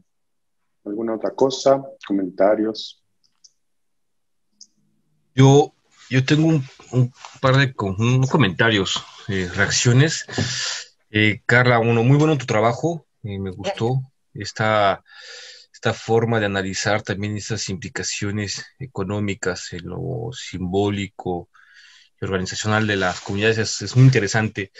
Y bueno, yo recuerdo, eso me hizo pensar dos cosas. Una es estos estudios que hace unos años vimos sobre esos procesos de aculturación, ¿sí? De cambios en estas características culturales en los pueblos indígenas, que eran más bien trabajos, recuerdo yo, que se centraban en señalar estos cambios en las culturas que muchos temían o temen que son irreversibles, ¿no? No sé si conozcas algo sobre eso, seguramente sí. Y bueno, uno de estos señalamientos, recuerdo yo, era, por ejemplo, el tema de la migración, ¿no? De estos altos índices de migración de algunos individuos de las comunidades que pues tienen implicaciones fuertes, ¿no? También por temas económicos. Y otro, en antropológicas, participo yo en el posgrado y he escuchado ahí en estos coloquios de estudiantes que hacen el término de la nueva ruralidad, ¿sí? Donde también hablan de estas implicaciones, o sea, que la nueva ruralidad se está construyendo, o más bien, no se está construyendo, esas nuevas características de la nueva ruralidad están estrechamente relacionadas con las actividades económicas, ¿no? Y yo recuerdo un trabajo de un chico que hizo un poco de etnografía en una zona del Estado de México, ahí creo que un poco más al lado de Texcoco, en aquella zona más en Texcoco o Ecatepec, no recuerdo bien, y él contaba de cómo estos cargos también se reformulan, ahí contaste algo de esos cambios que hay, que se reformulan a partir de, pues también de las ausencias de algunos individuos que han emigrado, pero que mandan dinero, y que bueno, eso también reconfigura las estructuras sociales entre las comunidades. En fin, son otros conceptos, otras visiones de cosas que ustedes ven. Y que bueno, la pregunta del seminario es sobre estos cambios que están en peligro, ¿no? Esas organizaciones indígenas. Y bueno, yo creo que sí. Desde hace años se ha señalado, desde hace algunas mismo décadas se ha señalado ese peligro. Y claro, tu trabajo me gustó pues porque lo muestras, ¿no? Con esos diagramas, esos dos subsistemas que me parecen buenos, ¿no? Hay mucho que meterle, mucho que enriquecer, pero a mí me pareció claro, ¿no? Pero bueno, sobre estos dos términos, no sé, cuéntanos cuéntame qué hay, ¿no? Ahí. Pues sí, ahora sí que cambios hacia dónde, ¿no? En el sentido de que en mi interés, ¿no? Estaba, como empezó la presentación, es si están dejando de hacer prácticas sustentables, y entonces ahí entra todo el ámbito de la sustentabilidad y que se concibe como algo sustentable, no sustentable, etcétera, ¿no? Y por el otro lado está la parte del mantenimiento, digamos, de la cultura y de la identidad comunitaria. Yo observo varias cosas. Esta comunidad en específico tiene muy poca migración. Sí la tiene, pero es muy poca. ¿Y por qué? Porque siguen teniendo una capacidad de un medio de vida viable, que es la alfarería, ¿no? Y el comercio de la alfarería. Y en la medida en que han sabido reorganizar sus actividades, digamos, económicas, y sigue teniendo una actividad viable, entonces la gente no necesita irse. Se fue hacia los 80s, 90s y mucha de ella regresó, pero no se fue mucho.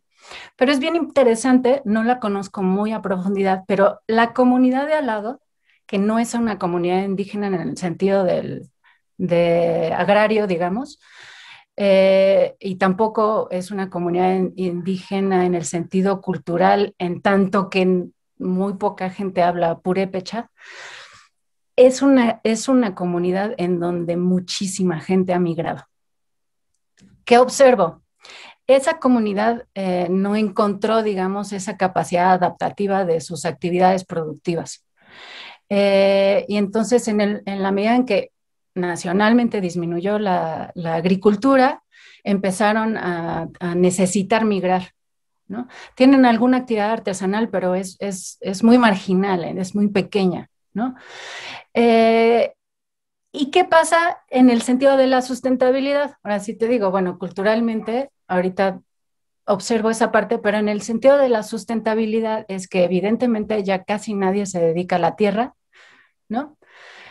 Muy poca gente se dedica a la tierra, tienen una mucha mayor dependencia, si no es que una dependencia casi total a los mercados externos y al trabajo temporal y a las actividades que son afuera de la comunidad y a los ingresos monetarios. En términos de la comunidad en sí, como podríamos observar en Santa Fe de la Laguna, la relación con el medio ambiente, pues en realidad ha desaparecido, ¿no? Pero eso no quiere decir que sean sustentables en el sentido de que todo lo que consumen ahora a través del dinero se desarrolle con prácticas sustentables.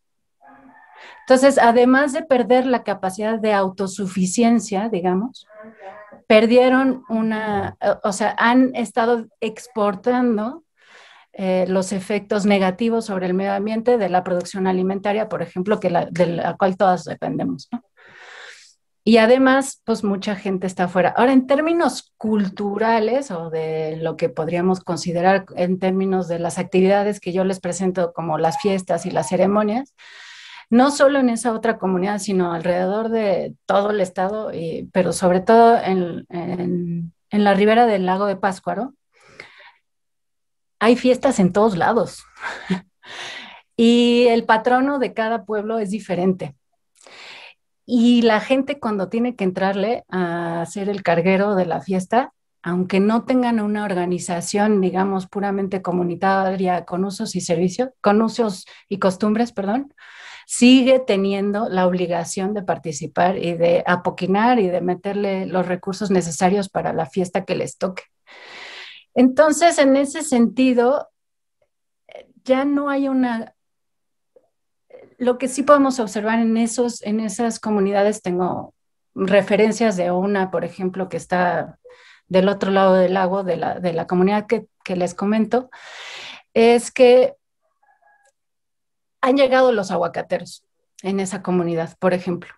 Pues la gente en realidad ya no se dedica a la tierra y ya no tiene tantos recursos y la ha tenido que vender o se la han arrebatado. Pero ya tampoco tienen la organización social para hacerle frente a los aguacateros. Eso no sucede en Santa Fe. O sea, aunque siguen manteniendo las fiestas y digamos la vida ritual, ya no tienen la organización comunitaria. Entonces, pues llegan los aguacateros y además monopolizan los flujos de agua y difícilmente pueden hacerle frente. No sé si... No, sí, no. Está bien. Sí, está bien. Entiendo que es súper complejo. Complejo, no, pero lo que al escucharte, lo que veo es que sí, cuando conservan posiblemente algunas arraigos culturales, pues eso les permite, les dan ciertos grados de libertad, de autonomía para defender ciertos aspectos culturales, ¿no? Y mantenerlos, ¿no? Como dices tú, porque han mantenido la actividad económica que les permite subsistir, ¿no? Mismo si han perdido la parte de la sustentabilidad con el medio ambiente, ¿no? Guardan otras cosas, ¿no? Claro, tienes comunidades al lado como con los aguacateros y esas situaciones que son súper tristes, pues bueno, hay mucho más trabajo que hacer, ¿no? Pero muy, muy bueno tu trabajo, gracias. Gracias. ¿Alguien más? ¿Alguna otra pregunta, comentario? Pues muchísimas gracias, Carla. Gracias a ustedes. Por aceptar la invitación y por la flexibilidad en las fechas. Creo que te haremos llegar una constancia, ¿verdad, Pilar? Así es, que de ya hecho, estaba por ahí. ya está por salir. Bueno, pues ahí te mandamos la constancia a tu correo. Bueno, pues cualquiera que quiera platicar con Carla, tenemos su correo por ahí, si quieren contactarla, plantear alguna otra cuestión más en profundidad, pues ahí seguiremos en contacto. Muchas gracias. Gracias. Gracias a ti. Muchísimas gracias, Carla. Gracias. Gracias, bye. Hasta luego. Nos vemos. Bye.